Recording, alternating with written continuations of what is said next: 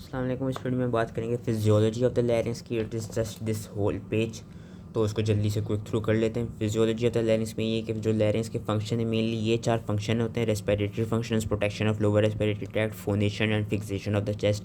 अगर हम respiratory function की बात करें तो वी नो के जो larynx it is a part of our respiratory tract, क्योंकि लैरिंक्स से आगे फिर ट्रैकिया, ट्रैकिया से आगे ब्रोंकस एंड ब्रोंक्यूल्स आ जाते हैं। तो मेनली रेस्पिरेटरी में क्या फंक्शन होता है लैरिंक्स का कि इट एक्ट्स एज कि during the mechanism of respiration it acts as a reflex, yeah, it plays a part in a mechanism of respiration by reflex adjustment of the glottic aperture.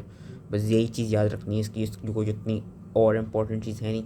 जो main important function है larynx का that is the protection of the lower respiratory tract. कि ये देखा जाता है during the act of swallowing, specially during the second phase of swallowing which is the involuntary phase. ये चीज़ें होती हैं, closure of the laryngeal inlet, closure of the glottis and cessation of respiration. ये तीन चीज़ें प्रोटेक्टिव इस तरह से होती हैं कि it allows the food particles या सलाइवा के पार्टिकल्स या फ्लूइड के particles to easily go through the esophagus and instead to not come in your trachea and in your respiratory tract। इस तरह ये लोअर रेस्पिरेटरी ट्रैक्ट को protect करता है कि लेरिंजियल इनलेट, ग्लोटिस क्लोज हो जाते हैं, रेस्पिरेशन शॉर्ट अमाउंट के लिए सीज हो जाती है ताकि जो भी खाना पीना वगैरह है वो सब इसोफेगस की तरफ जाए, ट्रेकिया की तरफ ना आए। एंड लास्टली क्या है, कफ रिफ्लेक्स कि जब भी कोई भी इरिटेंट हमें हमारे क्या कहते हैं रेस्पिरेटरी ट्रैक्ट में आ जाता है, कोई भी पार्टिकल्स में which have enter the larynx और ट्रैकिया, होता क्या है, to dislodge these particles cough reflex जो है वो प्रोड्यूस होता है।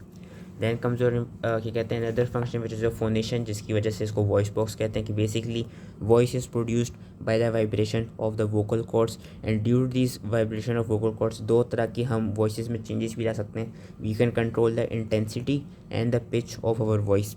How can we control the intensity and pitch of the voice? Basically vocal cords उनका फंक्शन ये है कि they produce the sounds varying in intensity and the pitches के the pitch is controlled by changes in length and the tension of the vocal cords, whereas the intensity of the voice is controlled by the amount of air which is escaping through the glottis.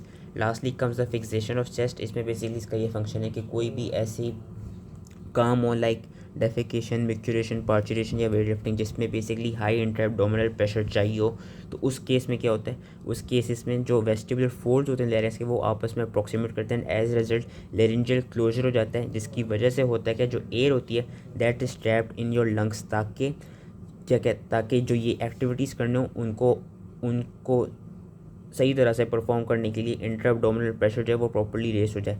तो इन activities के दौरान होता क्या है कि जो laryngeal closure हो जाता है ताकि एयर जो है वो ट्रैप्ड हो जाए एंड ये एक्टिविटीज़ इजीली परफॉर्म हो सकें।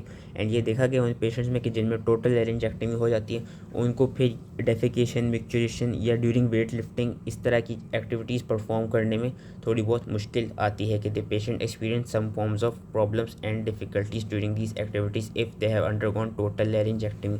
So that was all related to the physiology of the larynx. I hope इस समझ में आ गया। मेन ये important point, and again it is important for your BCQs. Thank you, Tata.